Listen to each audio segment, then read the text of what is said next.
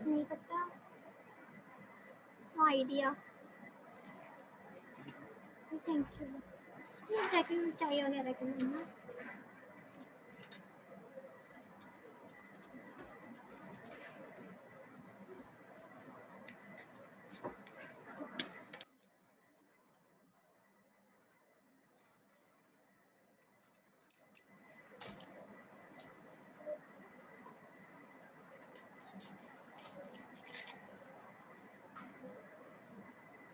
ये ठीक है। और ये देखें, अब मुझे बुलाया ना, मैंने आपको अंकल के साथ भेज देना, जो कहना आप खुद करो। ये पकड़ो।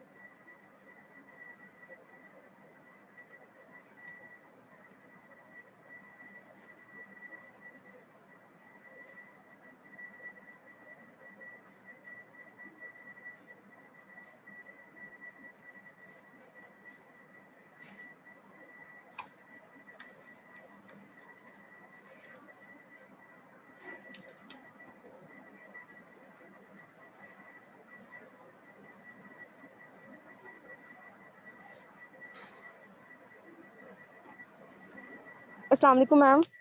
नमस्कार बेटा, आवाज आ रही है? Yes ma'am. Yes ma'am ma'am. On campus class हो रही है कि नहीं? क्या ऑन कैंपस क्लास हो रही है कि नहीं? बेटा, वो ना अभी सर ने मेल किया कि जिनके वैक्सीनेशन जो है ना वो फर्स्ट डोज में लगी है ना, वो लोग आ सकते हैं, वरना दूसरे बच्चों को आने की जरूरत नहीं है। फर्स्ट डोज कम से कम लगी हो। तो मैम हम यूनिवर्सिटी में कहाँ पर आए? कौन से रूम में आए हम? आज नहीं, मैंने आपको मेल की थी। मैंने कहा फर्स्ट आज का जो लेक्चर है ना वो ऑनलाइन ही होगा, ऑन कैंपस मुश्किल है, क्योंकि हमारी जो क्लास है वो 5 और 2 एलोकेट हुई है एनाटमी लैब, उसमें सिस्टम नहीं अभी पुट ऑन किया हुआ इन्होंने। अब हम क्लास में ना आए मैम? नहीं बच्चे, आपने पूछ के आना था ना। आप आईपीसी आ जाओ, मैं तो खुद आईपीसी में लेक्चर ले रही हूँ। मैम हम आपसे मिलने आ जाए? बेटा मैं आईपीसी में हूँ, आ जाए आना तो। क्या मैम हम आ रहे हैं? ठीक है, लेकिन पहले लेक्चर ले लें फिर आप देख लीजिएगा, ठीक है, क्योंकि मैं लेक्चर स्टार्ट करने लगी हूँ।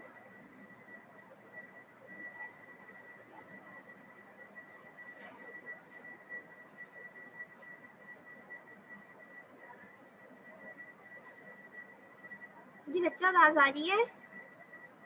Yes ma'am. ओके बेटा, आप लोग घर में ही हो बाकी सब? Yes ma'am. यस हाँ मैम। सही है ना। आप लोग की वैक्सीनेशन हो गई है कि नहीं अभी? मैम अभी तक तो नहीं हुई। क्या आप 20 प्लस नहीं हो सब? No ma'am, 19। हाँ अच्छा, इसीलिए। नहीं तो 20 प्लस की भी वो वॉक इन वैक्सीनेशन कह रहे हैं ना। चलें ठीक है, कोई नहीं, कर लेते हैं। थर्सडे से वैसे ऑन कैंपस मेरा हाल है मेनली होगी थर्सडे से ना, लेकिन हाइब्रिड सिस्टम है 50-50 का, तो वो मैं आपको ना भेज दूंगी लिस्ट बना के, फिर उस लिहाज से आप देख लीजिएगा। लेकिन vaccinated people are allowed on campus. जिसका माइक ऑन है वो प्लीज बंद कर ले। स्टार्ट करें? Yes ma'am. Yes ma'am. मुझसे किधर हो बताओ। कौन बोल रहा है? मैम ये लोग तो जो ऑफ कर लो एनर्जेटिक हुए हैं ना, ये यूनिवर्सिटी आए हुए हैं, ये बोल रहे हैं। ये लोग। हाँ जी, चलें कोई नहीं, कैफेटेरिया में जाएं, खाएं पिए मज़े करें। ओके बच्चों, स्टार्ट करते हैं। Thigh region interior compartment. अच्छा, मैंने आज आपको कॉग्जा पढ़ाना था, लेकिन हिप बोन मैंने कहा ऑन कैंपस स्टार्ट हो गया, तो हम क्यों ना फिर ऑन कैंपस ही उसको कैरी ऑन करें बोन्स को। तो मैं इसलिए आज जो है वो थाई रीजन जो है ना उसको पढ़ा रही हूँ। थाई रीजन बेसिकली आपको पता है कि थाई रीजन हमारे हिप जॉइंट से स्टार्ट होता है और ये नी जॉइंट तक जो है इसका मतलब लेवल है, ठीक है। Hip the region that lies between the hip joint till the knee joint means that this is a thigh region. And I told you that thigh region have 3 compartments: the interior one, the posterior one, and the which one is the third Medial. compartment? Medial. Medial compartment. Lateral compartment is ambiguous, we don't have any idea whether it exists or not. काफ़ी इस बारे में discussion हो चुकी है। बहरहाल था कि इंटीरियर कंपार्टमेंट में हमें जो सरफेस लैंडमार्क्स यानी जो सरफेस एनाटमी नज़र आती है वो किसकी नज़र आती है? आइलिक क्रेस्ट की। अब आइलिक क्रेस्ट क्या है? ये वो लेवल है कि जब आप खड़े होते हो, मीन्स नॉर्मली आप जब खड़े होते हैं और आप रिलैक्सिंग पोजीशन में होते हैं तो आप अपनी वेस्ट जो होती है यानी कमर, उसके गिर्द हाथ रखते हैं। तो जब वो हाथ आप रखते हैं एक्चुअली आप कहाँ रखते हैं? आप आइलिक क्रेस्ट के लेवल पे रखते हो, यानी आप सिंपल आप स्टैंडिंग पोजीशन में हैं and you just put your hand on the waist और योर मतलब जिसको हम उर्दू में कमर कहते हैं। तो एक्चुअली आप किस पोजीशन पे हाथ रखते हो, किस लेवल पे हाथ रखते हो, वो लेवल होता है आइलिक क्रेस्ट का। और इस आइलिक क्रेस्ट का सबसे प्रोमिनेंट मार्जिन होता है ASIS, interior superior iliac spine. A stands for interior, S stands for superior, I stands for iliac and S stands for spine. Interior, superior, iliac, spine.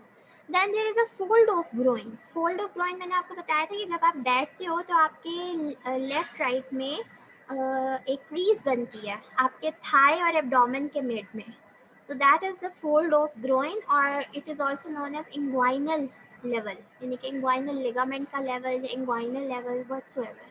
So basically इस fold of groin के दो नाम हैं, एक groin reason और दूसरा inguinal region, ठीक है। So it has to go with that. What is pubic tubercle? ये फिर किसी का माइक ऑन हो गया। रुबाब। चल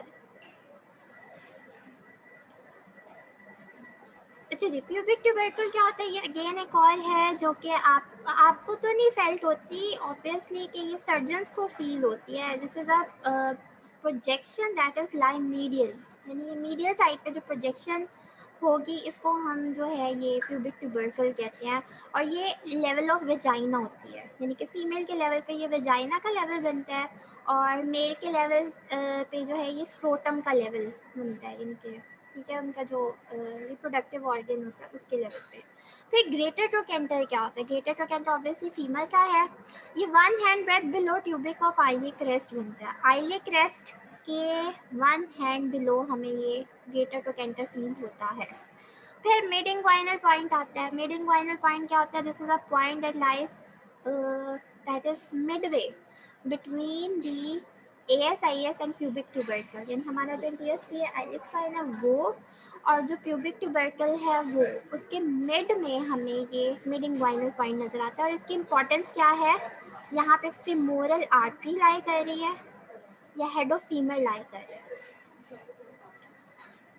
अब अगर आप ये देखें इस डायग्राम को तो आपको थोड़ा सा आइडिया होगा कि this is the iliac crest, ठीक है, और इसी को हमने इंग्वाइनल या ग्रोइन रीजन भी कहा है इसी लेवल को। और ये मिड इंग्वाइनल पॉइंट बनता है ये वाला, ठीक है। और इस मिड इंग्वाइनल पॉइंट के नीचे कौन सी आर्टरी है? फेमोरल आर्टरी, ठीक है। So just have a view of this diagram. This is the iliac crest. This is iliac crest, ठीक है। और इस iliac crest के मिड में ये पॉइंट बन रहा है और इस पॉइंट के बिल्कुल beneath में क्या है? femoral artery. This is femoral artery. इस चीज की समझ आ गई? Yes ma'am. Yes ma'am. बाकी आप जब आएंगे तो ज़्यादा अच्छी समझ आ जाएगी, क्योंकि इस पर फिर पैल्पेशन हो जाएगी ना आपकी सारी किसी मॉडल पे या जो भी है व्हाट्सएवर। ये आप लोगों का ऐसे आने का इरादा है कि नहीं? यस मैम है। Yes ma'am. सही है, अल्लाह दुआ करें दोबारा ना बंद हो। आमीन। ओके जी। अच्छा ये देखेंगे अगेन टेंसर फेशियल आटा आ गया, ठीक है, लेटरल साइड पे। और इस टेंसर फेशियल आटा की क्या जो है वो, सॉरी टेंसर फेशियल आटा कह रही हूँ, ITB आ गया, इलियोटिबियल बैंड। और इसकी इंपॉर्टेंस क्या थी कि इस पे जो थे ना 2 मसल्स अटैच हो रहे थे, टेंसर फेशियल आटा एंड द ग्लूटियस मैक्सिमस, ठीक है। अब देखिए मैंने कितनी दफ़ा बताया हुआ है आपको लेक्चर्स में, लेकिन आप लोगों के वाइवा में मतलब पता नहीं क्या था। खैर छोड़े, बात की बात है, बाद में करेंगे। अब इन्होंने यहाँ पे ना ये रेड मार्क क्यों दिया, कोई बता सकता है? ये जो रेड कलर में इन्होंने प्रोमिनेंसी शो की है, ये क्या शो की है? और फिर इस डायग्राम में भी एक शो की है। मैम ये ITB शो कर रहा है, इलियोटिबियल बैंड का नीचे वाले जो है सर्कल। हाँ जी ठीक है, बिल्कुल सही, ये ITB शो कर रहा है, ठीक है। और मैंने थोड़ा फोकस कर दिया डायग्राम को। और यहाँ पे अगर आप बी डायग्राम में देखोगे ना, इमेज में बी डायग्राम जो है, यहाँ पे स्मॉलर एरिया जो है वो रेड कलर में है, ठीक है। ए में लार्जर एरिया रेड कलर में दिखाया और जो बी है उसमें स्मॉलर एरिया रेड कलर में दिखाया है। अब ये वाला जो एरिया है ये है ITB का, ये टेंसर फेशियल आटा का। और ये वाला जो एरिया है ये देखें नीचे लिखा हुआ है फिब्यूलर कोलेटरल लिगामेंट, ये नी का एक लिगामेंट होता है, उसके बारे में ये जिक्र है। कहने का मकसद ये है कि जब भी ITB में पेन होगी या टेंसर फेशियल लाटा में स्पेज़म होगा या ग्लूटियस मैक्सिमस में स्पेज़म होगा, ठीक है, लेट्स सपोज तीनों में से किसी भी स्ट्रक्चर में स्पेज़म होगा ना, तो पेन यहाँ पे भी आ सकती है ये वाले पॉइंट पे। तो ITB, टेंसर फेशियल आटा या जो है ग्लूटियस मैक्सिमस, किसी भी मतलब होगा स्ट्रक्चर इन्वॉल्व, स्पेज़म है, कोई और इन्फेक्शन है, इन्फ्लामेशन है, तो उसका जो पेन होगी वो इधर आएगी। तो और जो फिब्यूलर कोलेटरल लिगामेंट है उसमें अगर कोई मसला होगा, कोई डिजीज़ है, कोई पैथोलॉजी है, तो उसकी पेन सिर्फ इस लेवल पे आएगी। So if a patient comes to you and he or she complains that I am feeling pain on the lateral side of the leg, and this is the part where I am feeling the pain, then it means that maybe the ITB, maybe the tensor fascial lata, maybe the gluteus maximus pain is radiating towards it. और जो B है component,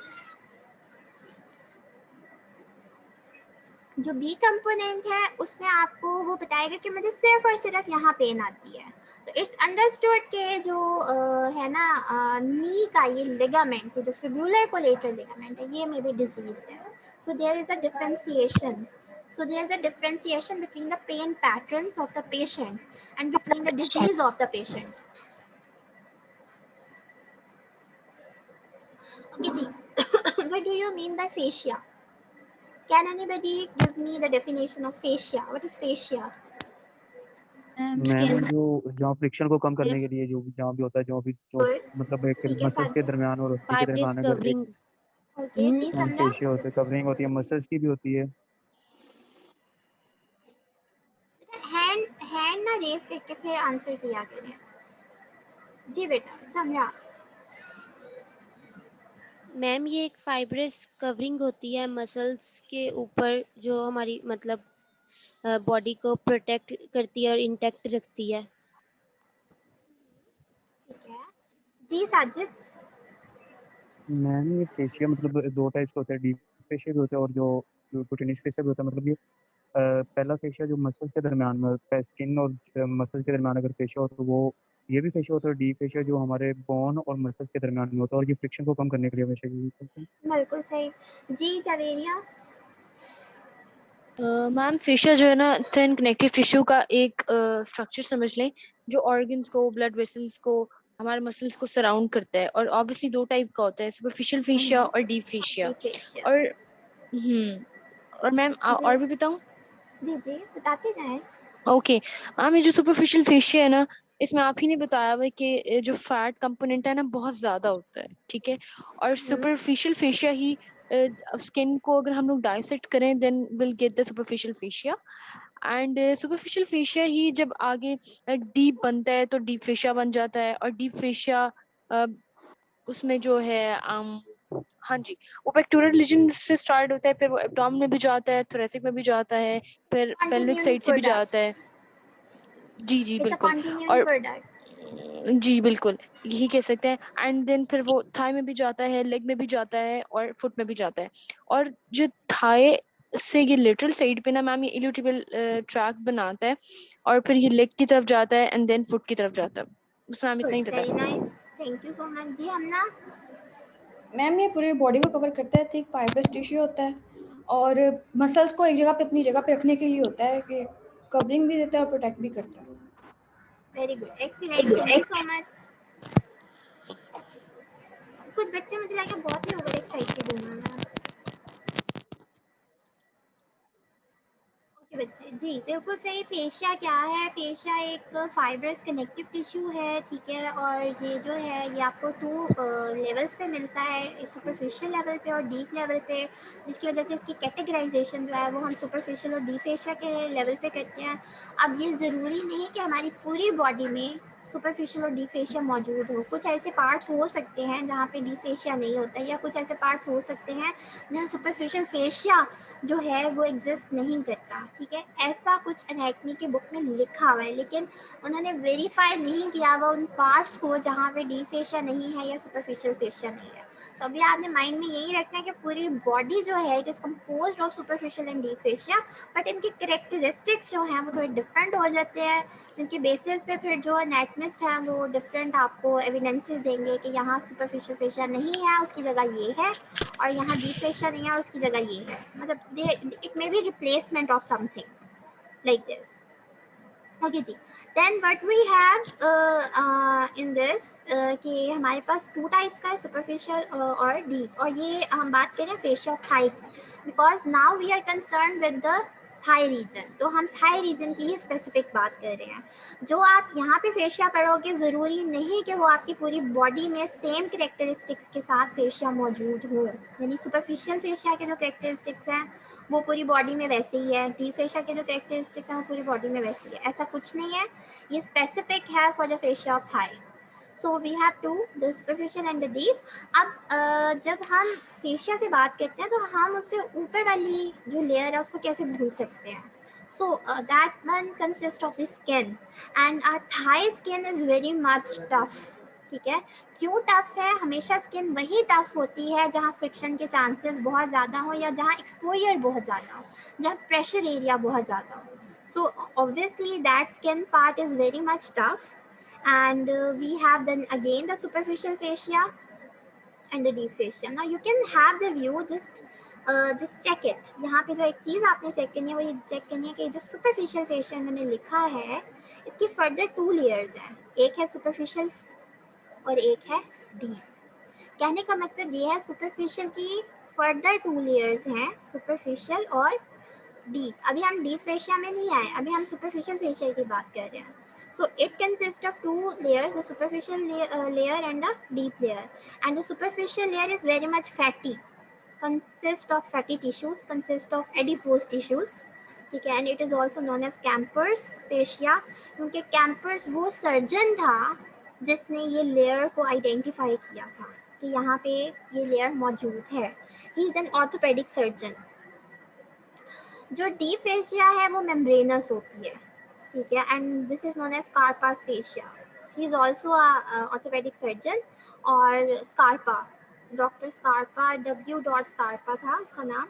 तो उसने कहा था कि जो superficial fascia की डीप लेयर है उसको हम मेम्ब्रेनस लेयर कहेंगे और Scarpa's fascia. So the superficial layer is fatty and the deep layer is membranous. But what we are talking about? We are talking about the superficial fascia. अभी हम सिर्फ बात कर रहे हैं सुपरफिशियल फेशिया की सुपरफिशियल लेयर और superficial fascia की डीप लेयर। तो आपसे अगर पूछा जाए, आपने स्पेसिफाई करना ज़रूर है कि जो सुपरफिशियल फेशिया की सुपरफिशियल लेयर है वो फैटी होती है और जो डीप लेयर होती है वो मेम्ब्रेनस होती है। अब मुझे कोई बता सकता है कि फैटी लेयर और मेम्ब्रेनस लेयर में क्या फ़र्क हो सकता है? ऐसा क्या डिफरेंस होगा जो इसको बिल्कुल ही उन्होंने डिफरेंशिएट कर दिया कि ये फैटी और ये जो है वो है। जी जवेरिया।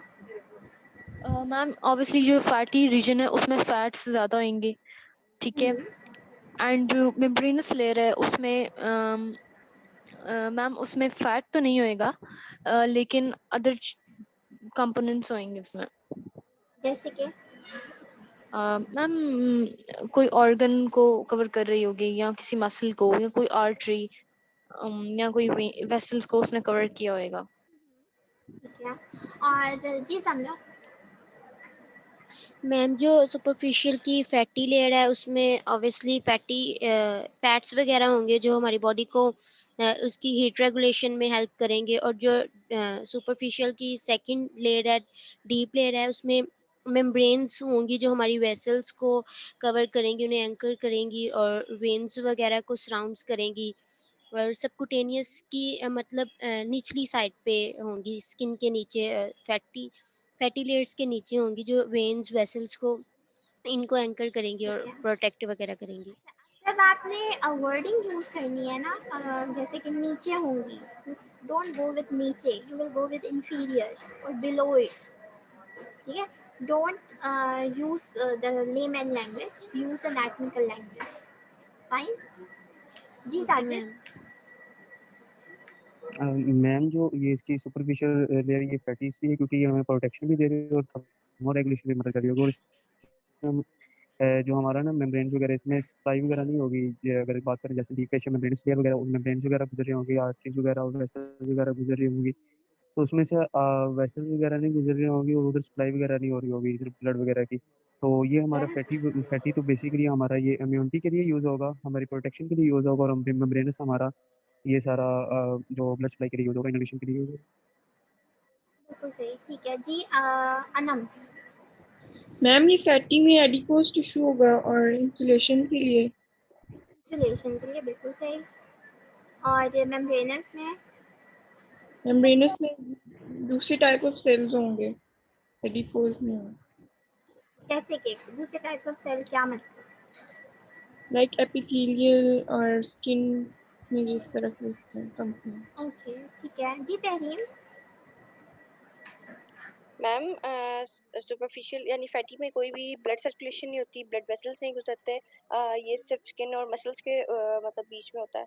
और जो डीप मेम्ब्रेनस है, एक तो जब ये डीप जो है कनेक्टिव टिश्यूज का थिक रेटिकुलस सा बनता है, और फिर इस मेम्ब्रेनस में ये हमारे पास मसल और टेंडन और सुपरफिशियल फेशा के बीच में होता है, तो यहाँ पे ब्लड वेसल्स वगैरह भी गुजरती हैं, शायद इस वजह से इसको मेम्ब्रेनस कहा जाता होगा। जी, मैं बात बताती हूँ, आपने बिल्कुल सही कहा कि जो फैटी लेयर है, it is consist of adipose tissue and it has a very type of functions like insulation and cushioning and wear and tear को रोकना, फ्रिक्शनलेस कंपोनेंट प्रोवाइड करना, ऑल दिस। और जो डीप है इसकी सुपरफिशियल फेशिया की deep layer है, उसका ये है कि जी it is specific for having the blood supply. ठीक है, आप लोगों ने हमेशा ये चीज़ याद रखनी है, जहाँ पे फैट्स ज़्यादा होते हैं ना, वहाँ पे ब्लड सप्लाई कभी भी ज़्यादा नहीं होगी। ठीक है, उसके ओपोनेंट जो लेयर है, ये स्ट्रक्चर है, उसमें ब्लड सप्लाई ज़्यादा होती है। दूसरी बात, जो फैटी होती है लेयर, उसमें इलास्टिसिटी इतनी नहीं होती। You know what is elasticity? ठीक है, उसकी जो रिकॉइलिंग होती है, या जो उसकी एक होती है ना, क्या कहते हैं उसको, इलास्टिसिटी को, मैम कंपोनेंट, स्ट्रेच करने की एबिलिटी। जी, जो टेंशन एबिलिटी होती है उसमें। ठीक है, वो। और जो मेम्ब्रेनस लेयर होती है, उसकी इलास्टिसिटी ज़्यादा होती है, फैटी की इतनी नहीं होती जितनी मेम्ब्रेनस की होती है। और एक और बात इधर, जिन स्ट्रक्चर्स की मतलब इलास्टिसिटी ज़्यादा होती है, वो इतना अच्छा स्टेबिलिटी प्रोवाइड नहीं करते जितनी अच्छी फैटी लेयर प्रोवाइड करती है। सो वेरिड कंपोनेंट है कि फैटी जो है वो इलास्टिक नहीं है लेकिन इतनी नहीं है in comparison to membranous. Membranous is more elastic, then fatty is providing more cushioning effect. Membranous provide करती है, but in comparison to fatty it is very means less and same. And fatty have the low vascular supply, जबकि membranous की vascular supply ज़्यादा होती है। अच्छा, यहाँ एक word use हुआ है Holden's line। ठीक है, ये अभी आपको समझ नहीं आएगी, इसकी मैं आगे एक दो स्लाइड्स में बात करती हूँ। आपने बस याद रखना है कि यहाँ पे एक वर्ड यूज हुआ है होल्डन्स लाइन। आप कोई चीज़ होल्ड करते हो ना, तो उसको हम होल्ड कहते हैं, hold. So when it we are talking about this, it is known as Holden's line. So what do you mean by this? I will tell you in one or two next slides. Okay, here you can see the yellow component, right? And it is labeled as fatty layer. So जब भी आप मतलब Atlas में देखो, even कि आप cadaver normal जो आपकी मतलब जो पेशेंट की या फर्दर जो डेड बॉडीज होती हैं, उनको देखा जाए ना, उनमें जब फैट्स होते हैं ना, वो येलो कलर के होते हैं। मतलब ओरिजिनली भी उनका येलो कलर ही होता है, पेल येलो सा होता है, और विद टाइम वो फिर वाइट होता जाता है। अच्छा जी, this is the fatty layer, then this is the membranous layer, and these two layers are the layer of superficial fascia of the thigh. ये तो कंफर्म है ना कि ये सुपरफिशियल जो फेशिया है, ये उसकी लेयर्स है। ठीक है, उसकी लेयर्स हैं, yes ma'am. This fatty layer and the membranous layer. This is the superficial layer of superficial fascia and this is the deep layer of superficial fascia. और ये देखें, ये deep fascia अलग से दिया हुआ उन्होंने, that is in the green color.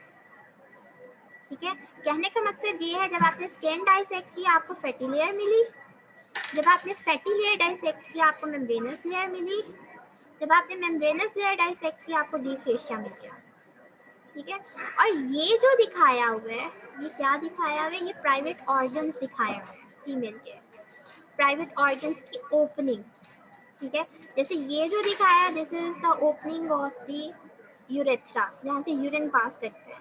This is the opening of vagina, जहाँ से बेबी डिलीवर होता है, and this is the opening of the rectum, जहाँ से स्टूल पास होता है। So this is what is this level, this is the level of pelvis, and you can see here that these are the right and the left thigh region, and this is the medial side of thigh, and in between the medial side you can see the openings of the reproductive system and the urinary system and whatsoever, and GIT system, यानी कि जो openings हैं private organs की, वो दिखाई हुई है।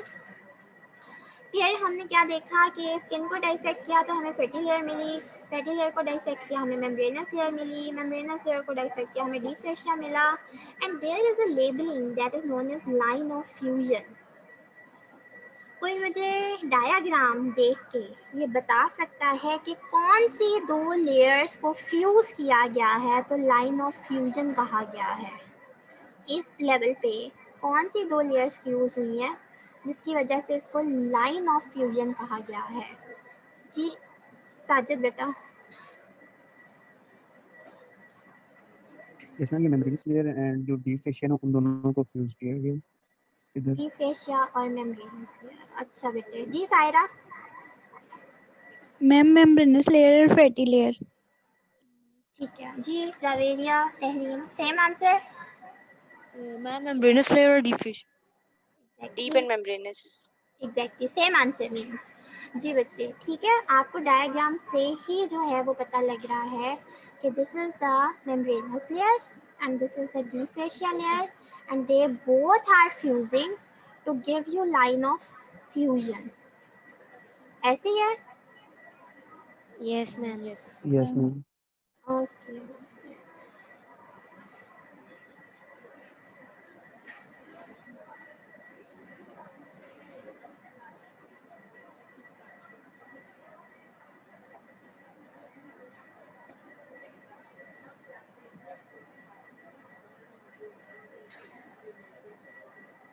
आप लोगों को व्यू हो रहा है स्क्रीन? स्क्रीन शेयर है ना Yes, ma'am. Yes visible? Ma'am. Okay ठीक है। अच्छा जी, यहाँ से हमारा काम हो गया होल्डेंस लाइन का। अब ये सॉरी लाइन ऑफ फ्यूजन का। अब ये जो लाइन ऑफ फ्यूजन है ना, इसी को एक्चुअली कहा गया है होल्डेंस लाइन। ठीक है, अब इसकी इम्पोर्टेंस क्या है? ठीक है, what is its importance, why this is known as Holden's line? ठीक है, कोई आइडिया है किसी को कि क्यों इसको होल्डेंस लाइन कह सकते हैं? मैम ये कनेक्शन दे रहा है मेम्ब्रेनस कनेक्शन दे लेयर रहा एंड है, डीप फेशिया के दरमियान। बिल्कुल सही। ठीक है, कनेक्शन दे रहे हैं मैम ये और करके रख रहा है डीप फेशिया और सुपरफिशियल फेशिया होल्ड की। करके रख रहा है। सही। मैम और दूसरा इसका बताएं तो ये इधर वेस्कुलर सप्लाई भी दे रहा होगा मेम्ब्रेनस लेयर। समझा? Yes ma'am. जी बच्चे, और कुछ आपने हैंड रेस किया है ना, मैंने को और कुछ बताना है? नो। ठीक हो गया। ठीक हो गया। अब मैं आपको ना इसका बेसिक जो लाइक है ना मैकेनिज्म वो बताती हूँ, या बेसिक जो कॉन्सेप्ट है वो ये है कि देखें, जैसे मैंने आपको बताया this is the medial side of thigh, ये वाला पार्ट, और in between the medial side you can see here the private organs opening. पहली बात। दूसरी बात, ये होल्डेंस लाइन क्या करेगी, क्या इसका मैकेनिज्म है?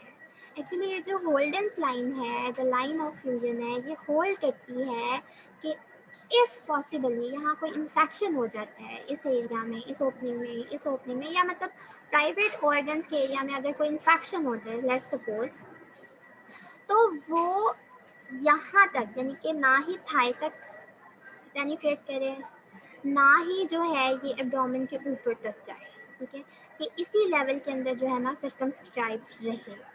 अब फिर देखिएगा मेरी ड्राइंग को। ठीक है, ये मीडियल साइड है, ये प्राइवेट ऑर्गन्स का एरिया है। ठीक है, ये होल्डेंस लाइन है यहाँ पे लेफ्ट एंड राइट। ठीक है, अब होगा क्या, यहाँ पे लेट सपोज कोई इन्फेक्शन हो जाता है। ठीक है, दोनों कॉज का कोई इन्फेक्शन हो जाता है, कोई भी यूटीआई का, urinary infection, urethral infection, vaginal infection, rectal infection, कोई भी। ठीक है, तो ये you know that infection is prone to spread. Infection को जहाँ जगह मिला उसने स्प्रेड करना होता है। अब देखिए इसको यहाँ जगह मिल गई, यहाँ स्प्रेड करेगा, यानी कि ये पेल्विक और एब्डोमिनल एरिया में स्प्रेड कर सकता है, लेकिन ये थाई के लेवल पे स्प्रेड नहीं करेगा। क्यों नहीं करेगा? क्योंकि इसके पास ये पाथवे नहीं है, कोई जगह नहीं है जिसकी वजह से ये थाई के अंदर एंटर हो सके। ठीक है, उसके पास कोई लाइक कहते हैं ना रूट नहीं है, या ट्रैवलिंग कोई रोड नहीं है जिसके ज़रिए यहाँ पे एंटर हो सके, क्योंकि होल्डेंस लाइन ने इसको इतनी अच्छी तरह इंटरलॉक और ग्रिप किया हुआ है कि इवन के कोई इन्फेक्शन यहाँ तक स्प्रेड नहीं कर सकता। एक तो ये केस। दूसरा ये होता है कि जो रेप केसेस होते हैं, रेप के केसेस, उसमें क्या होता है कि मतलब देखा जाता है कि मतलब कि यूट्रस, वेजाइना या ये यूरेथ्रा, ठीक है, इसकी इंजरी हो जाती है। ठीक है, कभी कभी इतने ब्रूटल अटैक्स होते हैं कि रॉड्स वगैरह को इस एरिया में इंसर्ट कर दिया जाता है। अब देखिए ये ओपनिंग किस चीज़ की है, यूरेथ्रा की, कि यूरिन यहाँ से आप आउटपोर कर सकते हो। जब यहाँ पे एक रॉड आ गई है, ब्लॉकेज आ गया, तो फिर वहाँ पे यूरिन जो होता है वो आउटफ्लो नहीं कर सकता। ठीक है, और ये केसेस को होते होते मतलब 5, 7, 8 घंटे लग जाते हैं कि उनको हॉस्पिटल लेके जाया जाए। मीन्स वो लोग जो उन फीमेल्स में जिनमें ज़रा कॉम्प्लिकेशन आती है, तो फिर क्या होता है, अब जाहिर बात है कि यूरिन ने कहीं ना कहीं तो फ्लो करना है। वो क्या होता है, फिर यहाँ से यूरिन जो होता है ना इधर को जाना शुरू हो जाता है। ठीक है, आहिस्ता आहिस्ता ना एब्डोमिनल और पेल्विक एरिया में स्प्रेड होना शुरू हो जाता है। अब वो स्प्रेड होगा, लेकिन वो थाई के लेवल पे नहीं जाता। क्यों नहीं जाता? क्योंकि यहाँ पे लाइन ऑफ फ्यूजन या होल्डेंस लाइन मौजूद है। अब ऑब्वियसली जब ये इधर स्प्रेड हो रहा है, ऑब्वियस है कि जहाँ जहाँ यूरिन स्प्रेड होगा, क्योंकि यूरिन एक डेब्रिस है, एक वेस्ट मटीरियल है, तो वहाँ पे जाके वो कहीं ना कहीं विजरास को या वहाँ पे जो एरिया के स्ट्रक्चर्स हैं उनको इफेक्ट तो करेगा, उसकी अलग कॉम्प्लिकेशन है। लेकिन एक पक्का है कि ये लेग थाई में ट्रैवल नहीं करता, ये चीज़ इसकी है, या जो इन्फेक्शन होता है वो ट्रैवल नहीं कर सकता बिकॉज ऑफ दिस होल्डेंस लाइन या line of fusion. So this is the reality of this line of fusion और द होल्डेंस लाइन। अब मज़े की बात ये भी एक सर्जन ने ही जो है इंट्रोड्यूस करवाई है कि होल्डेंस लाइन क्या है और इसकी इम्पोर्टेंस क्या है। और ये क्वेश्चन आता है कि what is the Holden's line, how it is formed and what is it importance. तो यू मस्ट रटा लगाएं या जो मर्जी करें, हमने इसको याद करना। अच्छा जी, फिर इस डायग्राम में देखें, इस डायग्राम में आपको नजर आएगी एक लाइन व्यू।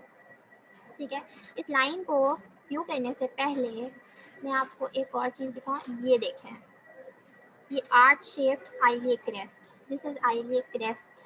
ठीक है, और ये जो प्रोमिनेंट पार्ट है आइलियर क्रेस्ट का, इसका नाम है ASIS, interior superior iliac spine.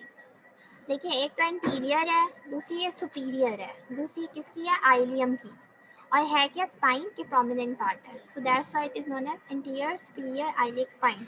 और ये भी तकरीबन जितने भी ओबीस पेशेंट्स हों, पेशेंट हैं या जो भी ह्यूमन बीइंग है, उसमें ये फेल्ट होती है, मतलब आप पैल्पेट कर सकते हो। सो अब यहाँ पे हो गया iliac crest, anterior superior iliac spine. This is pubic tubercle जो मीडियल साइड पे था, ट्यूबरकल एक, this is pubic tubercle, and the line or the ligament joining this ASIS to the pubic tubercle is known as inguinal ligament या inguinal line। अगर तो line की बात हो रही है तो inguinal line, अगर लिगामेंट की बात हो रही है तो inguinal ligament। ठीक है, यानी कि वो लिगामेंट जो कि ASIS और pubic tubercle को ज्वाइन कर रहा है उसको कहते हैं inguinal ligament। ठीक है, ये तो हो गया क्लियर। क्लियर है यहाँ तक? Yes ma'am. Yes ma'am. Okay बेटा, ठीक है। अब यहाँ पे अगर आप देखो फेशियल लाटा को, this is white in colour, light white, ice white in colour. ठीक है, ये बताया गया कि ये जो फेशियल लाटा है, अब पहली बात फेशियल लाटा है क्या, this is the deep fascia, other name of deep fascia of Thai. अभी हमने इसको पढ़ा नहीं, लेकिन मैं अभी बता रही हूँ आपको, this is the deep fascia of Thai और उसका दूसरा नाम होता है फेशिया लाटा। इसके पीछे अब बैकग्राउंड क्या है, वो जब स्लाइड आती है तो फिर मैं आपको बताती हूँ कि इसकी जो बैकग्राउंड है वो क्या है। Then you can see here the femoral vein, ये फेमोरल वेन है। ठीक है, अगर फेमोरल आर्टरी है तो फेमोरल वेन भी होगी, और इसका नाम फेमोरल आर्टरी और फेमोरल वेन क्यों रखा गया है? मैम ये फीमोरल femoral रीजन की part वजह को से। ये part फेमोरल को इस रीजन साइड है, इधर एंटीरियर कंपार्टमेंट को फेमोरल रीजन कहते हैं ना, थाई के एंटीरियर कंपार्टमेंट को, तो वहाँ की जो आर्टरी और वेन होंगे उनको फेमोरल आर्टरी और फेमोरल वेन कहेंगे। ठीक है, अब ये जो फेमोरल वेन है, ठीक है, ये वाली, आपको क्या लग रहा है कि ये इंग्वाइनल लिगामेंट के पीछे है यानी पोस्टीरियर है या इंटीरियर है? Posterior ma'am. मैं यस मैम आपको क्लियर कर देती हूँ ड्राइंग। आप देखें इंग्वाइनल लिगामेंट के ये पोस्टीरियर है या इंटीरियर है? पोस्टीरियर बाकी ma'am. Ma'am posterior. Posterior. Posterior. Okay, हम ईमानदार से पूछते हैं। ईमान आप बताएं।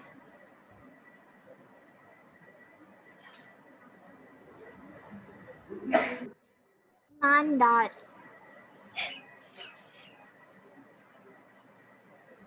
ओके, फरवा मशाल मशल। अब ये कहेंगे मैडम आप क्या पूछ रही थी? हमना शहबाज। ऐसे लग रहा है जैसे इंटीरियर है लेकिन इसको कवर किया हुआ है फेशिया ने। बेटा मतलब पोस्टीरियर ही हुआ ना? यस। ऑब्वियसली पोस्टीरियर ही हुआ। आपको बिल्कुल सही लग रहा है कि है वो इंटीरियर लेकिन उसको कवर किया है जिसकी वजह से वो पोस्टीरियर बन जाती है। इसमें ठीक है, सही है। ओके ठीक है, अब ये देखें इस फेमोरल वेन से एक वेन और निकल रही है, दैट इज सेफेनस वेन। यानी कि फेमोरल वेन की ट्राइब्यूटरी है। ठीक है, जैसे मैंने आपको बताया था ना कि आर्टरीज की ब्रांचेस होती हैं, नर्व्स की भी ब्रांचेस होती हैं, लेकिन वेन्स की ट्राइब्यूटरीज होती हैं। वेन्स की ब्रांचेस नहीं कहते आप, वेन्स की ट्राइब्यूटरीज कहते हो आप। ठीक है, तो ये आपने याद रखना है, फेमोरल वेन से ये जो वेन निकल रही है इसका नाम है सेफेनस वेन। ये लिखा हुआ है ग्रेट सेफेनस वेन। ग्रेट का मतलब larger in length, so that's why it is known as great saphenous vein. तो अगर आपसे पूछा जाए कि ग्रेट सेफेनस वेन किसकी ट्राइब्यूटरी है तो आपने याद रखना है फेमोरल वेन की, फेमोरल वेन की। ठीक है, और कहाँ से निकल रही है? आपको एक रिंग सी नज़र आ रही है, एक सुराख नज़र आ रहा है, होल नज़र आ रहा है। ठीक है, जिसको फेशियल लाटा ने कवर नहीं किया हुआ, ये रिंग ऐसे की ऐसी है, ये कवर ऐसे का ऐसी है, उसका नाम है सेफेनस रिंग। अब सेफेनस नाम से ही पता लग रहा है कि क्योंकि सेफेनस वेन निकल रही है, यहाँ से इमर्ज कर रही है, तो उसका नाम उन्होंने सेफेनस रिंग रख दिया। Clear? Yes ma'am. Yes ma'am. पूछते हैं तो पूछ लें, जिसको समझ नहीं आई।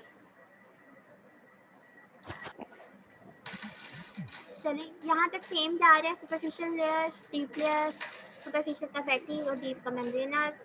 फिर हमारे पास जो सुपरफिशियल फेशिया था इसका, उसकी उन्होंने कहा है कि 2 लेयर्स जो थी, यानी सुपरफिशियल और डीप। ठीक है, उसमें हमें क्या क्या मिलता है? यहाँ पे ये जो लिखा है ना, the 2 layers of superficial fascia, SF का मतलब है superficial fascia, they are continuous with anterior abdominal wall layers. इस बात की समझ आई आपको? ये जो एक लाइन लिख रही है बड़ी इंपॉर्टेंट लाइन है, the 2 layers of superficial fascia are continuous with anterior abdominal wall layer। कहने का मकसद ये है, जो superficial fascia abdomen से आ रहा है वही pelvis में आएगा और वही thigh में जा रहा है with some different characteristics। Main जो उसका आर्किटेक्चर है वो सेम है लेकिन उनकी कैरेक्टरिस्टिक्स डिफरेंट है। तो जो मैंने आपको कहा था ना कि एक ही हमारी बॉडी में कॉन्टिन्यूइंग प्रोसेस में है ये सुपरफिशियल फेशिया वगैरह, तो ये आ रही एब्डोमेन से है, ये एब्डोमिनल वॉल से, और फिर वो पेल्विस में भी वही लेयर्स है, थाई में भी वही लेयर्स है, लेकिन थोड़े से इनके डिफरेंट कैरेक्टरिस्टिक्स हैं बस। इस सुपरफिशियल फेशिया में है क्या? जब बात है सुपरफिशियल फेशिया की, जब भी बात है, ठीक है, आपको अगर कुछ ना भी आता है ना इन योर मतलब फ्यूचर में बताने लगी हूँ, एक टिप बताने लगी हूँ कि अगर कोई पूछ ले भाई जो थॉरिक्स रीजन है, स्कल है, कोई भी रीजन है एनेटमी में, ठीक है, उसमें पूछा जाए बताएं ये सुपरफिशियल फेशिया में क्या कंटेंट्स होंगे किसी भी पार्ट के, आपने एक चीज़ याद रखनी है, आपने सुपरफिशियल फेशिया में आपने ये ज़रूर बताना है कि वहाँ पे क्यूटेनियस नर्व्स होंगे। क्यूटेनियस नर्व यानी सुपरफिशियल नर्व्स जो कि स्किन से लिंक्ड है, क्योंकि सुपरफिशियल फेशिया का ज़्यादातर लिंक स्किन से होता है, तो वहाँ पे जो नर्व्स आती हैं वो क्यूटेनियस होती हैं या सुपरफिशियल नर्व्स होती हैं। फिर आपने बताना क्यूटेनियस आर्टरीज, फिर आपने बताना वही बात कि सुपरफिशियल ट्राइब्यूटरीज, वेन्स और उसकी ट्राइब्यूटरीज। जीएसवी का क्या मतलब है? जीएसवी का मतलब है ग्रेट सेफेनस वेन, ये जो हमने पीछे पढ़ा है, this one. great saphenous vein and superficial inguinal nodes। ठीक है, ये चार चीजें, चार स्ट्रक्चर जो हैं सुपरफिशियल फेशिया में मौजूद होती हैं हमेशा हर जगह पे, लेकिन करेक्टरिस्टिक डिफरेंट होते हैं। ठीक है, so you can go with cutaneous nerves, you can go with cutaneous arteries, you can go with cutaneous tributaries and you can go with superficial inguinal nodes। ठीक है, इसमें डीप इंग्वाइनल नोड्स नहीं होंगे क्योंकि डीप वाली layer में होंगे। ठीक है, डीप आर्टरीज नहीं होंगे क्योंकि वो डीप में होंगी, डीप नर्व्स नहीं होंगे क्योंकि वो डीप मतलब लेयर में होंगे। तो ये चीज़ याद रखें। और यहाँ पे अगर मैं एक क्वेश्चन पूछूं तो मुझे कौन जवाब देगा? मैं पूछती हूँ मारूख इरशाद से। मारूख। Yes ma'am. जी बच्चे, मुझे बताएं ये जो ग्रेट सेफिनस वेन है ये सुपरफिशियल है या डीप है? मैम सुपरफिशियल है। वेरी गुड, क्योंकि हम सारा कुछ क्या पढ़ रहे हैं, सुपरफिशियल पढ़ रहे हैं, तो इधर तो डीप का कोई कॉन्सेप्ट ही नहीं है। ठीक है, थैंक यू बेटा। ओके जी, होल्डन्स लाइन, ये सारा कुछ वही है जो अभी मैंने पीछे आपको बताया कि होल्डन्स लाइन क्या है। और ये तकरीबन आपका जो इंग्वाइनल लिगामेंट है ना उसी के लेवल पे आती है, एएसआईएस से लेके प्यूबिक ट्यूबरकल तक। ये देखें। अच्छा जी, PF stands, PT stands for pubic tubercle. अच्छा जी, इम्पोर्टेंस क्या है? वही बात, यूरेथ्रल इंजरी हो, यूरिन फ्लो हो तो वो एब्डोमेन में एंटर होगा लेकिन थाई में एंटर नहीं होगा, तो इन थाई का इन्फेक्शन मुश्किल है कि हो। डी फेशिया आ जाए, डी फेशिया को हम फेशिया लाटा कहते हैं। ठीक है, आप यहाँ पे मैं बताती हूँ इसका कॉन्सेप्ट क्या है, लाटा का कॉन्सेप्ट। किसी ने सुना हो लाटा लफ्ज़ पंजाबी में, उर्दू में? व्हाट इज़ लाटा? कहते हैं ना लाटे मारते हैं, लाटे मारने का मतलब होता है स्पार्कल करना। मैम तो लाइटें मारना नहीं होता? आग, नहीं आग जैसे मैम लाटे मार रही होती है वो वाली? जी जी जी वही लाटे मारता मतलब कि स्पार्कल, शाइन। ठीक है, यानी कि उसमें से शाइनिंग आती है या लाइट्स आती हैं। ठीक है, that is known as fish. और ये पंजाबी में इसको कहते हैं लश्कारे मारना या लाटे मारना। ठीक है, तो मैं आपको ये नहीं कह रही कि किसी पंजाबी एनाटमिस्ट ने इसका ये नाम रखा है, डज नॉट मीन दैट, लेकिन जस्ट टू मेमोराइज यू कि फेशियल लाटा। ठीक है, और उसका कॉन्सेप्ट क्या है, दैट इज़ कि जब इसको कैडावर पे या डेड बॉडीज़ पे देखा जाए, ठीक है, तो ऑब्वियसली जब हम देखते हैं ना तो डेड बॉडीज़ के बिल्कुल ऊपर लाइट्स लगी होती हैं। ठीक है, साइड्स पे नहीं होती, डेड बॉडीज़ के ऊपर बिल्कुल लाइट्स लगी होती हैं जब उनकी डाइसेक्शन की जाती है। ठीक है, अब होता क्या है, वो जो लाइट्स होती हैं ना वो इन लाइट्स में ये जो डी फेशिया होता है ये अच्छा खासा स्पार्कल करता है, शाइन, बिल्कुल शाइनी होता है ये। तो उस लिहाज से आप याद रखना कि बहुत शाइनी होता है। इवन के कैडावर जितना मर्जी ओल्ड हो चुका हो, साल पुरानी डेड बॉडी है या 2 साल पुरानी डेड बॉडी है, उसके ऊपर भी अगर लाइट्स आप डालोगे ना तो ये स्पार्कल करेगा, क्योंकि इसके अंदर टेंडेंसी है स्पार्कलिंग की। और ये बहुत ज़्यादा जो होते हैं ना फाइब्रस होते हैं। ठीक है, और मतलब टफ फाइब्रस है, तो जो फाइब्रस शीट होती है ना वो हमेशा जो होती है ना स्पार्कल करती है लाइट्स के अंदर। अगर आप डार्क में देखोगे तो वो सिंपल स्ट्रक्चर लगेगा। So that is the deep fascia और द फेशियल लाटा। और इसके अटैचमेंट्स क्या, ये देखिए, you can see here the facial Lata. Obviously के डायग्राम में तो इतना उसका वो टेंडेंसी नज़र नहीं आ रही स्पार्कलिंग की, लेकिन आप इस एरिया को देखो ना तो आपको स्पार्कलिंग टेंडेंसी इसकी नज़र आ सकती है।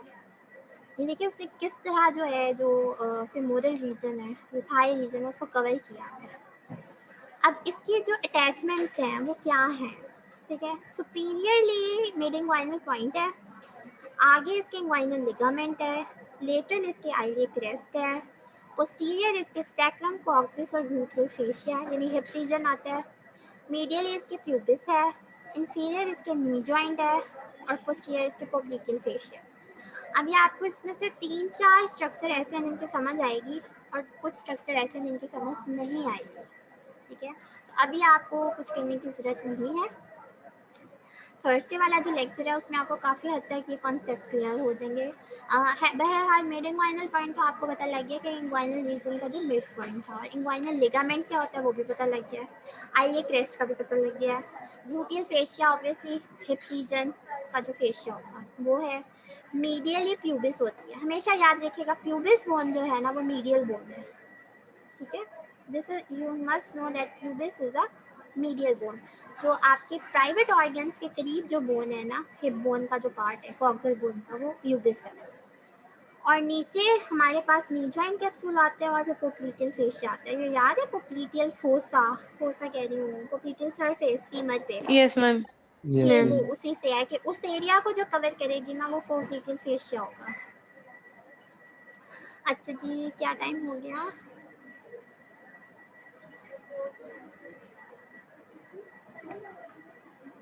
पूरा टाइम हो गया मैम।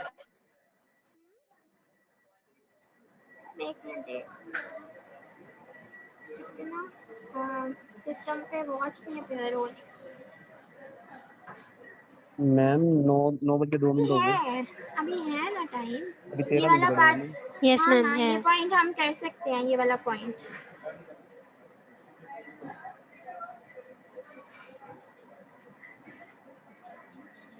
ओके जी, ठीक है। अच्छा, अब ये हम लास्ट पॉइंट कर लेते हैं कि ये क्या है, what do you mean by this and all this, तो ताकि हमारे लिए ना इजी हो जाए, ठीक है। हम यहाँ से करते हैं modification of facial art. Modification का क्या मतलब होता है? मॉडिफिकेशन का मतलब होता है कि है वो डी फेशिया, लेकिन उसके सम करेक्टरिस्टिक डिफरेंट हो जाते हैं, कुछ करेक्टरिस्टिक्स ऐड हो जाते हैं, कुछ करेक्टरिस्टिक्स सब्ट्रैक्ट हो जाते हैं, तो वो जो है ना मतलब उसकी वजह से मॉडिफिकेशन मतलब बनती है। मॉडिफिकेशन को आप रिप्लेसमेंट भी कह सकते हो, ठीक है, कि फेशियल आटा वहाँ है नहीं लेकिन उसकी रिप्लेसमेंट वहाँ मौजूद है। अब है क्या मॉडिफिकेशन फेशियल आटा की? 3 फॉर्म्स में है। एक है इलियोटिबियल ट्रैक, एक है इंटरमस्कुलर सेप्टा और एक है सेफिनस ओपनिंग। जो इलियोटिबियल ट्रैक है इसके बारे में तो आप जानते हैं कि ये है क्या। इलियोटिबियल, ये हम देख लेते हैं इलियोटिबियल ट्रैक क्या है। ये वाला था, ठीक है, और इसमें हमने बहुत दफ़ा बात की हुई है कि इस पे टेंसर फेशियल आटा और न्यूक्लियस मैक्सिमस अटैच होता है, ठीक है। अब ये है क्या? It is a thicken lateral, है ये फेशियल आटा ही है, ये डी फेशिया ही, ठीक है, लेकिन लैटरली 5 सेंटीमीटर ये मोर थिक हो जाता है। यानी डी फेशिया की जितनी थिकनेस है ना, लैटरली 5 सेंटीमीटर और थिक हो जाता है, और लैटरल साइड पे इसको फिर हम ITB कहते हैं, ठीक है। आपको समझ आ गई what do you mean bye modification? What is yes ma'am. Modifying yes activity? Ma'am. Yes ma'am. ठीक है, यानी कि एज सच जो है वो अपनी असली हालत में मौजूद नहीं है, उसकी कोई वैरायटी जो है या स्पीशी जो है वो मौजूद है, कुछ करेक्टरिस्टिक उसके वहाँ पे मौजूद होंगे उस स्ट्रक्चर में, लेकिन सारे करेक्टरिस्टिक मौजूद नहीं होंगे। अब देखिए फेशिया लाटा थिकन है, डी फेशिया, लेकिन हो क्या रहा है, थिकन हो रहा है, और वो 5 सेंटीमीटर थिक हो रहा है। अच्छा, ये थिक क्यों होता है? इसकी बहुत बड़ी रीज़न है, क्योंकि ये जो आपके दोनों मसल्स है ना, TFL और ग्लूटियस मैक्सिमस, ये एक तो बड़े मसल्स है, दूसरा इनके ऊपर ना प्रोलॉन्ग स्टैंडिंग में या प्रोलॉन्ग पोस्चर में ना हर टाइम इनके ऊपर प्रेशर आता रहता है। तो उस प्रेशर को बेयर करने के लिए उनके पास ये थिक बैंड होना चाहिए, जिसके ज़रिए वो सारे का सारा जो वेट है या प्रेशर है ट्रांसफर कर सके। अदरवाइज जिस तरह आप लोगों की प्रोलॉन्ग स्टैंडिंग या है ना, मतलब हमारी है, टीचर्स की है या सर्जन्स की है, तो ये एरिया और ये एरिया हमेशा जो है ना वो पेनफुल ही रहते हैं, क्योंकि ये थिकन है, ये सारे का सारा प्रेशर जो होता है ना इधर ट्रांसफ़र हो जाता है, और इसके ज़रिए फिर नी जॉइंट में ट्रांसफ़र होता है। So that's why it is very much thickened. अच्छा जी, अब इसमें यह है कि सुपीरियरली ट्रैक हैज़ 2 लेयर्स, ठीक है, सुपीरियरली इसके 2 लेयर्स हैं। अगर हम ऊपर की तरफ देखें ना तो इसके 2 लेयर्स बन रही हैं, एक ये है और एक ये है। One is this and one is this. Superior को हम सुपीरियर लैमिना कहते हैं और डीप वाली लेयर को हम डीप लैमिना कहते हैं। जो सुपीरियर वाली है वो इलियक ट्यूबरकल पे अटैच होती है, और जो डीप लेयर है वो हिप जॉइंट कैप्सूल पे अटैच होती है। The superior one is attached to iliac tubercle and the deep is attached to the hip joint capsule. अब आपने हमेशा याद रखना है जो बोनी प्रोमिनेंसेस होती हैं वो हमेशा सुपरफिशियल होती हैं, और जो डीप होती है वहाँ पे जॉइंट कैप्सूल आते हैं, क्योंकि joint is very much deep, so you can have a view के सुपीरियर इसका किधर है और लेट जो डीप है वो कहाँ है। और इन्फीरियर लेस के जो है वो लेटरल कॉन्डाइल ऑफ टिबिया, यानी टिबिया तक प्रोमिनेंसी जाती है इसकी। ये देखिए टिबिया तक जा रही है इसकी, नीचे जो इंसर्शन है। सुपीरियर, डीप, सुपीरियर जो आपको नज़र आ रही है ये सुपीरियर है, और डीप जो है वो हिप जॉइंट कैप्सूल तक जा रही है, और जो इन्फीरियर है वो कॉन्डाइल ऑफ टिबिया तक जा रही है। फिर यही बात कि insert upper part of gluteus maximus and TFL, और इसका फंक्शन क्या होता है, ये नी को स्टेबलाइज करता है एक्सटेंशन में और पार्शियल फ्लेक्शन में, particularly in walking and running, क्योंकि सारा स्ट्रेन आता है इस पर। कॉन्स्टेंटली यूज्ड होता है ये part leaning forward with slightly flex knee, जब अमूमन आप आगे की तरफ मूव करते हो स्लाइटली फ्लेक्स नी में, ठीक है, यानी कि lean forward with slightly flex knee. जैसे हम बैठे हुए हैं, let's suppose we are sitting and we are using our keyboard, ठीक है, उसमें भी क्या हो रहा है कि हम लीन फॉरवर्ड कर रहे हैं और हमारी जो नीज है वो स्लाइटली फ्लेक्स्ड है। खड़े होके भी आप मतलब ऐसे एग्जांपल दे सकते हो, बैठे हुए में भी एग्जांपल दे सकते हो कि सारा स्ट्रेन जो है वो फिर ITB पे आता है। फिर हमारे पास जो सेकंड इसकी मॉडिफिकेशन थी वो है सेफिनस ओपनिंग। पीछे डायग्राम अगर आपको ये वाली याद हो, just look at this diagram, ये जो सेफिनस रिंग कहा था, ठीक है, this is actually also known as saphenous opening, ठीक है। और सेफिनस ओपनिंग में हमारे पास क्या है, हमारे पास है great saphenous vein, oval opening in fascia lata just below inguinal ligament. ये देखें अगर आप, ये इंग्वाइनल लिगामेंट है और इसके बिल्कुल नीचे आपको सेफिनस ओपनिंग नजर आ रही है, this is inguinal ligament and below here you can see this oval opening, the saphenous opening, और इस saphenous opening से आप देख रहे हो ग्रेट saphenous vein जो है वो इमर्ज कर रही है। ओके जी, नेक्स्ट क्या है, it is 4 centimetre below and 4 centimetre lateral to pubic tubercle, 2.5 centimetre long होती है, 2 सेंटीमीटर ब्रॉड है, 2 मार्जिन है इसके। अच्छा 2 मार्जिन इसके देखें जरा, ये कौन कौन से होंगे, एक ये मार्जिन है और एक ये मार्जिन है,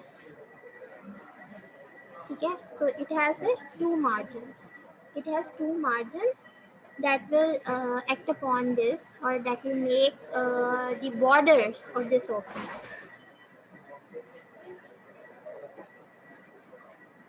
अंकित जी, अब मार्जिन कौन कौन से हैं, एक लेटरल है और एक मीडियल है, ठीक है, एक लेटरल मार्जिन है और एक मीडियल मार्जिन है। अब मुझे कोई बता सकते हैं ये कौन सा मार्जिन होगा, मीडियल साइड, ये कौन मीडियल सा वाला मार्जिन है, मीडियल। जी ये मीडियल मार्जिन है, क्योंकि यहाँ पे जो है मेल जो प्राइवेट ऑर्गन है वो प्रेजेंट हुआ है, that is penis, so this is the medial margin and this is the lateral margin. Okay जी, अब इनकी क्या कैरेक्टरिस्टिक्स हैं, जो लैटरल मार्जिन होता है वो फेमोरल शीथ से एंटीरियर होता है। अभी हम फेमोरल शीथ की बात नहीं कर रहे, ठीक है। फेमोरल शीथ वैसे थोड़ा सा आपको ये कॉन्सेप्ट दे दूँ कि शीथ टाइप होती है जो कि फेमोरल रीजन को कवर कर रही है, ठीक है। तो इससे एंटीरियर इसका लैटरल मार्जिन है और इसके मीडियल इसका डीप मार्जिन है, और पोस्टीरियर इसका डीप मार्जिन है। जो लैटरल मार्जिन है वो क्रिसेंटेरिक होता है, क्रिसेंटेरिक यानी half moon like. So these are some of the characteristics of this. What is cribriform fascia? Cribriform fascia वो fascia जो कि इस saphenous opening को कवर कर रहा है। आपकी बॉडी में ऐसी कोई ओपनिंग जो है नहीं है, ओपनिंग जो कि कवरिंग के बगैर हो, तो इस saphenous opening को जो कवर कर रहा है वो है cribriform fascia। लास्ट इसका रह गया है modification, that is intermuscular septa. आपने अपर लिम्ब में पढ़ा होगा इंटरमस्कुलर सेप्टा, ये क्या होता है, इंटरमस्कुलर सेप्टा क्या है, कौन बताएगा, कौन बताएगा इंटरमस्कुलर सेप्टा? मैं जी जी, मैम मसल्स के मिड में जो डीप लेयर होती है वो इनरवेट कर जाती है बोन तक, उसको इंटरमस्कुलर सेप्टा कहते हैं। हाँ, फ़ायदा क्या होता है, मीन इसकी इम्पोर्टेंस क्या है इंटरमस्कुलर सेप्टा की? मैम ये सप्लाई भी प्रोवाइड करता है और वो इनर्वेशन भी, और मसल्स को डिवाइड भी कर देता है उनकी जॉइंट साइड्स तक। जी बच्चे, ठीक है। आप ना ऐसे समझें कि आपकी एक अनेटमी की लैब हो रही है और उसके बिल्कुल साथ यानी कि फिजियो की लैब हो रही है, ठीक है। अब अनेटमी की लैब में ऑब्वियसली अनेटमी के पार्टिसिपेंट्स मौजूद हैं, फिजियो की लैब में फिजियो के पार्टिसिपेंट्स मौजूद हैं। आपकी जो लैब है, आपके जो पार्टिसिपेंट्स हैं वो लेट्स सपोज 30 हैं, ठीक है, और जो फिजियो है उसमें 20 हैं, ठीक है। अब क्या कोई स्टूडेंट फिजियो की लैब से उठ के एनाटॉमी लैब में आएगा? यस और नो? मतलब उनकी क्लासेस चल रही हैं, ऑब्वियसली वो उसी का पार्टिसिपेंट है, वो इसका पार्टिसिपेंट है। तो आपको एज ए नॉर्मल पर्सन क्या लगता है कि फिजियो की क्लास या लेक्चर में से उठ के कोई एनाटॉमी लैब में आ जाएगा? No ma'am. मैम नो तो मैम। कुछ हमारे एक्सेप्शनल केसेस हो सकते हैं, एक्सेप्शनल केसेस शायद हो क्या हो, मेरे तो एनाटॉमी का लेक्चर था, मैं फिजियो की लैब में क्या कर रहा हूँ, भूले भटके जो बच्चे हैं वो आ सकते हैं। अदरवाइज जो फोकस्ड स्टूडेंट्स हैं वो तो नहीं आएंगे, उनको पता है कि हमारी क्लास किस टाइम पे और कहाँ पे है, ठीक है, तो वो नहीं आएंगे। अगर लेट्स सपोज वो फिजियो वाला स्टूडेंट एनाटॉमी की लैब में आ जाए, ठीक है, तो आपके पास एनाटॉमी लैब में 30 पार्टिसिपेंट्स हैं, 30 चेयर्स हैं, तो उस 31st पार्टिसिपेंट का क्या होगा? मैम वो खड़ा होके देखेगा बस।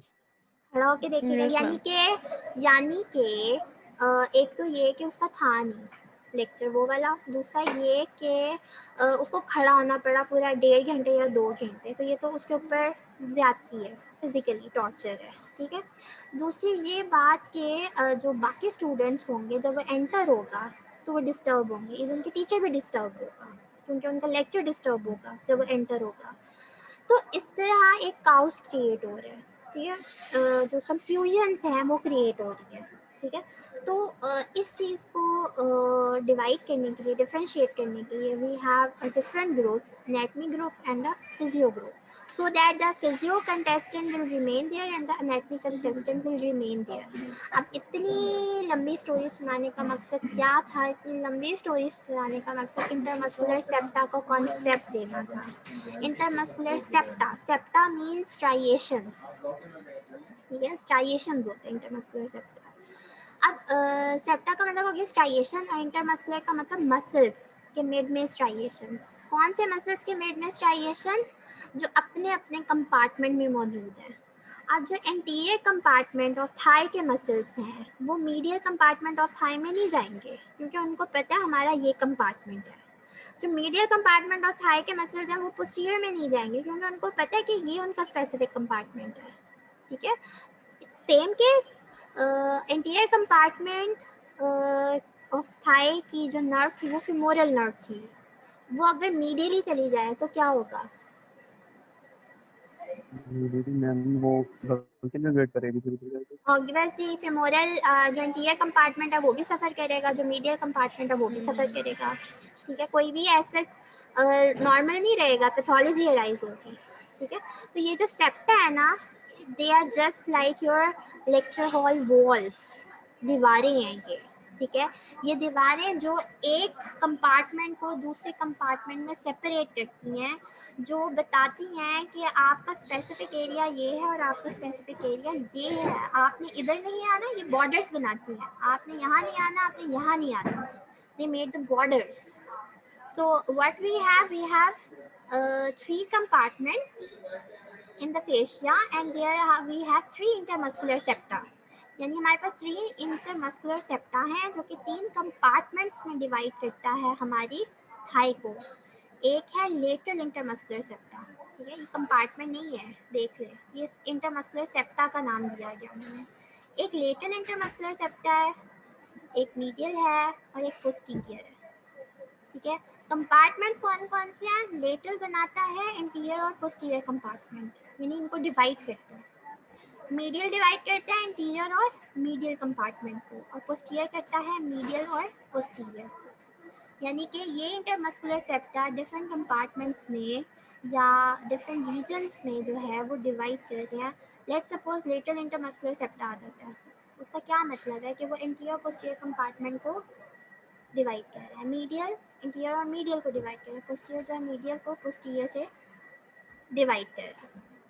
सो this is the whole concept for this कि क्या सेप्टास हैं।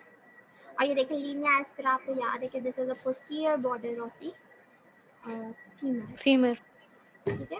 और ये उसकी दिखाई हुई है डायग्राम की फेशियल आटा ने कवर किया हुआ है, ये ITB है लेटरल साइड पे, ये इंटरमस्कुलर सेप्टा है, ये एक कंपार्टमेंट मीडियल कंपार्टमेंट, ये इंटीरियर कंपार्टमेंट, ये posterior compartment and there different septas. It's done, yes it's done, ठीक है। यहाँ तक मैंने करवाया है। नेक्स्ट लेक्चर से मैं फेमोरल शीथ स्टार्ट करूँगी, ठीक है। नेक्स्ट लेक्चर में जो हमने पढ़ना है ना 3 कॉन्सेप्ट पढ़ने हैं, लेकिन नाम उसका फेमोरल से स्टार्ट हो रहा है। एक फेमोरल शीथ का कॉन्सेप्ट है, एक फेमोरल ट्रायंगल का कॉन्सेप्ट है और एक फेमोरल कैनाल का कॉन्सेप्ट है। शीथ, ट्रायंगल और कैनाल, ये हम नेक्स्ट लेक्चर में पढ़ेंगे इंशाल्लाह। अभी तक किसी को कोई क्वेश्चन है तो वो पूछ सकते हैं। जी जवेरिया। मैम ये ऑनलाइन क्लासेस से फिजिकल क्लासेस से रिलेटेड है। मैम ये क्वेश्चन जो है ये लेक्चर से रिलेटेड नहीं है, फिजिकल क्लासेस से रिलेटेड है। पूछें। अच्छा मैम बात ये है कि वैक्सीन अगर हम लोगों ने 1166 पे रजिस्ट्रेशन करवाई है तो मैम उसके लिए तो आपको पता है कि हमें 1-2 वीक वेट करना पड़ता है अपनी टर्न के लिए, और फिर हमारा नेम आता है और फिर हम लोग वैक्सीनेटेड होते हैं, ठीक है। एंड मैम सेकेंडली ना हमें यूनिवर्सिटी ने ईमेल की थी कि आप एक्सपो सेंटर जाएं और अपना student ID card with your ID card लेके जाएं तो आपको वैक्सीन लगा देंगी। बट मैम मैंने 2-3 लोगों से कंफर्म किया है और उन्होंने बताया कि वहाँ पे अंडर 19 की वैक्सीन खत्म हो गई है, ठीक है। खत्म नहीं हुई। अच्छा हाँ जी खत्म नहीं हुई, ठीक है। यानी मैम फिर हम लोग आप लोग विजिट करें अपने जो प्रेफर्ड जो भी है ना सेंटर्स, उस पर विजिट करें। अगर आपको लग रहा है किसी ने आपको बताया है कि खत्म हो गया तो 1166 पे पूछ लें। अच्छा मैम वो खत्म नहीं हुई है, वो लोग कह रहे हैं कि हमें अब ऑर्डर्स गवर्नमेंट ने दिए हैं कि बगैर कोड के नहीं लगाएंगे। बेटा आप पूछें तो सही 1166 पे। ओके मैम मैं पूछती हूँ। क्योंकि रूमर्स भी होते हैं, मैं आपको सही बताऊँ। अच्छा ठीक। एक दफा आपने कॉल ही करनी है ना, कॉल करने से क्या फर्क पड़ेगा, इन्फॉर्म कर लें। उनसे कहें कि हम हाँ इसका स्टूडेंट है तो हमारी यूनिवर्सिटी ओपन हो गई है लेकिन वैक्सीनेशन के बगैर हमें एंटर नहीं होने दे रहे, तो हम अब क्या करें इसका। मैम हमने तो यही कहा था कि हम मेडिकल स्टूडेंट हों तो प्रोटोकॉल के साथ हमें लगाई थी वैक्सीन, पता नहीं इधर क्यों नहीं लगा रहे। लगा रही है लाहौर में, तो मुझे जितना आइडिया है ना, बल्कि मैंने मतलब ऑब्वियसली कि मेरे जो 2-3 स्टूडेंट थे उन्होंने भी लगवाई है यूनिवर्सिटी ऑफ लाहौर के, मतलब थे जो, क्योंकि उनके साथ मेरा लाइसेंस है ना, तो उन्होंने बताया कि उन्होंने लगवा ली है। हमने भी मैम लगवाई है, बड़े अच्छे तरीके से लगवाई है। तो आप लगवाओ, क्या फर्क पड़ रहा है। मैम शुरू में हमने भी ऐसे ही लगवाई थी, पहले बैठे हुए थे ना, मैंने जो अभी कहा कि मैं मेडिकल स्टूडेंट कहते आपको कोड आया, मैंने कहा मुझे कोड तो नहीं आया, फिर मैं अपने स्टूडेंट कार्ड दिखाया तो उन्होंने मुझे उसके बाद बुला दिया वैक्सीन। वो वैसे धन्यवाद कर रहे थे कि अब ये नहीं होगा वो नहीं होगा। आप लोग फोन कर लो, नहीं तो एक दफा विजिट कर लो, कुछ नहीं फर्क पड़ता। और याद से ओवरऑल पहन के जाइएगा, ठीक है जी। और कोई लेक्चर से रिलेटेड किसी ने कुछ पूछना हो? No no question. मैम आपका बेटा बहुत प्यारा है। बेटा आई मीन टू से लेक्चर से रिलेटेड कोई क्वेश्चन। ओके बच्चों, फिर इंशाल्लाह थर्सडे को मुलाकात होती है, ठीक है। 502 में है मेरा ख्याल है, मैं आपको शेयर कर दूंगी जो भी लैब वगैरह हुई। Okay thank you so much, अल्लाह हाफिज़। अल्लाह हाफिज़।